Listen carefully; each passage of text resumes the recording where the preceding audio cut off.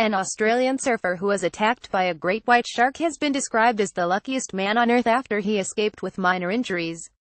Abe McGrath was surfing off the north coast of New South Wales when the 3.5 meters 11 feet shark snapped his board, gashed his hip and flung him into the air. The shark began to circle the 35-year-old but thankfully turned away, allowing him to grab half his board and make his way back to shore. Image: the shark's bite snapped the surfboard in half during Sunday morning's attack. Mr. McGrath's wetsuit was torn by the shark's teeth, leaving a gash on his right hip. He was driven to nearby Ballina Hospital by friends, and then flown to Lismore Hospital for further treatment before being discharged on Sunday night. Bryce Cameron, who was on the beach at the time, told Sydney's Daily Telegraph that Mr. McGrath would have lost his leg if he had been sitting on the board when the shark struck. Image: Abe McGrath pictured in 2012. Pic Facebook: Elijah Colby, who was the only other surfer out in the water at the time, was about 50 meters 164 feet away when Mr. McGrath got into difficulty.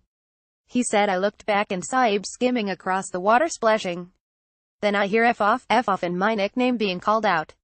I started paddling towards him for help and then my mind clicked to it being the worst possible outcome."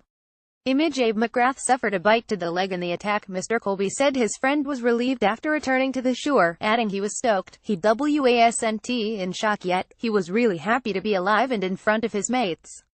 "We were all giving him big hugs and felt pretty lucky to have him there." One of Mr. McGrath's friends posted an image of his broken board to Instagram, adding, "Life could have been very different this morning.